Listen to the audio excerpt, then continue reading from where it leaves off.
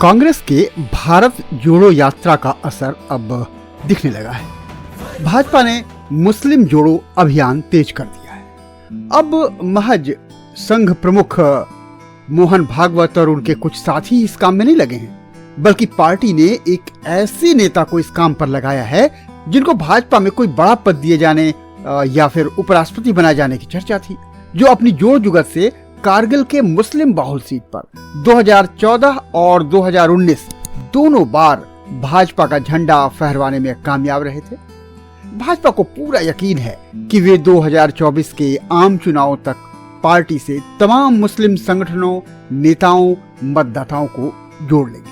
खासतौर पर यूपी में, जहां बाबा के बुलडोजर और मदरसों के सर्वे ने मुस्लिम मतदाताओं में भाजपा के लिए भरोसे का बचा खुचा शिराजा भी समेट दिया है। खैर, अल्लाह अल्लाह खैर सल्लाह। इस बार वे नई जिम्मेदारियों के साथ ये गुनगुनाते हुए निकल पड़े हैं कि एक बार जाल डाल फिर मछेरे, जाने किस मछली में फंसने की चाह। आइए जानते हैं कौन है वे और भाजपा के मुस्लिम जोड़ो अभियान की नई कहानी क्या है, प्रमोद कुमार की इस रिपोर्ट के जरिए। स्वराज तंत्र, स्वराज लाने के सरकारी दावों और देश की वर्तमान राजनीति पर सटायर कॉलम है। हिंदुस्तानियम पर इसे पेश कर रहे हैं प्रमोद कुमार। भाजपा को शक है कि कांग्रेस भारत जोड़ो यात्रा से मुसलमानों को अपनी तरफ जोड़ने में कामयाब हो सकती है। हालांकि वे भाजपा के कोर वोटर नहीं हैं, लेकिन मुसलमान एक तरफा कांग्रेस की ओर गए तो ओवैसी और बसपा जैसे फैक्टर भी उन्हें बांटने में कारगर साबित नहीं होंगे। आशंका की गंभीरता को देखते हुए भाजपा ने मुस्लिम जोड़ो मुहिम अब खासी तेज कर दी है। भाजपा इसके प्रति कितनी गंभीर है, मुसलमानों को दिखाने के लिए उसने खुद की बजाय संघ को आगे किया है, और संघ में भी उनके प्रमुख को। लेकिन चुनावी राजनीति में केवल गंभीर दिखने से तो काम नहीं चलता। कामयाबी मिलती है जमीनी दांवपेच से। इसी दांवपेच का जिम्मा मिला है इस बार पार्टी के एकमात्र कद्दावर सीनियर मुस्लिम चेहरे मुख्तार अब्बास नकवी को। भाजपा चाहती है कि दक्षिण में सफल होती दिख रही भारत जोड़ो यात्रा हिंदी पट्टी में आकर मुसलमानों का समर्थन ले सके। इससे पहले मुसलमानों को विश्वास में लेने की कांग्रेसी कवायद जोर पकड़ ले, मुख्तार अब्बास नकवी को ये बड़ी जिम्मेदारी दे दी गई है कि वो मुस्लिम मतों को भाजपा की तरफ खींच सकें। मुख्तार अब्बास नकवी को ये बड़ी जिम्मेदारी इसलिए दी गई है क्योंकि वे भाजपा को ऐसी सफल सेवा पहले भी प्रदान कर चुके हैं, जहां 55% मुसलमान और 42% बौद्ध वोटर थे, लेकिन उन्होंने अल्पसंख्यकों को ऐसा साधा कि सीट भाजपा की हुई। भाजपा जानती है कि मुसलमान पूरी तरह उनकी तरफ कभी नहीं हो सकते, पर पसमानदा मुसलमान सरीखे गुट या कुछ वर्गों को वो अपनी तरफ कर सकती है, या जिनको कांग्रेस की तरफ जाने से रोका जा सकता है, वैसी कोशिशें क्यों छोड़ी जाएं। इसके लिए संघ के साथ साथ अब पार्टी ने भी अपने प्रयास बढ़ा दिए हैं।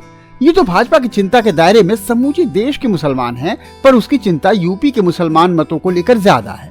मुख्यमंत्री आदित्यनाथ के बाबा बुलडोजर की छवि को तो बदला नहीं जा सकता। सूबे को जीतने के लिए ये ठीक भी है, मगर लोकसभा के लिए अलग रणनीति तय करनी होगी। प्रदेश की 23 से ज्यादा लोकसभा सीटें ऐसी हैं जहां मुस्लिम मतदाता प्रभावी हैं। इसी लिहाज से मुख्तार अब्बास नकवी को कहा गया है कि वे 24 के आम चुनाव के मद्देनजर मुस्लिम मतदाताओं को बताएं कि पार्टी मुस्लिमों के प्रति कितनी दयालु है, उसके मन में मुसलमानों के प्रति मैल नहीं है बल्कि अकूत प्रेम है। वे इस बात का भरोसा रखें। अब मुख्तार अब्बास नकवी ये भरोसा दिलाने के लिए पश्चिमी उत्तर प्रदेश के रामपुर, मेरठ, बिजनौर, सहारनपुर, मुरादाबाद, बरेली जैसे कई जिलों के उन क्षेत्रों में जहां मुस्लिम मतदाता की आबादी लोकसभा चुनाव के नजरिए से अहमियत रखती है, डांग डांग घूम रहे हैं और हरचंद कोशिशों में लगे हुए हैं कि मुसलमान भाजपा पर भरोसा करे या कम से कम कांग्रेस की तरफ नहीं जाए। बहुसंख्यक और अल्पसंख्यक संप्रदायों के बीच जो वैमनस्य है, भरोसे की कमी है, उसे शालीन बहस के जरिए दोनों संप्रदायों को समझाने की कोशिशों के बीच संघ प्रमुख मोहन भागवत, सह कार्यवाह कृष्ण गोपाल वगैरह इमामों के संगठन के अलावा पूर्व चुनाव आयुक्त MY कुरैशी, पूर्व राज्यपाल नसीम जंग, MU के पूर्व कुलपति जमीर शाह, नेता शाहिद सिद्दीकी और उद्योगपति सईद शेरवानी जैसे बहुत से लोगों से मिल रहे हैं। मुख्तार अब्बास नकवी भी अपनी पूरी ताकत झोंक चुके हैं। काम जारी है। इस यकीन बहाली के नतीजे 2024 में क्या आएंगे देखेंगे हम लोग।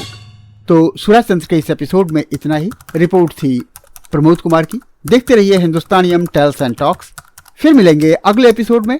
संजय श्रीवास्तव को दीजिए इजाजत। नमस्कार, धन्यवाद।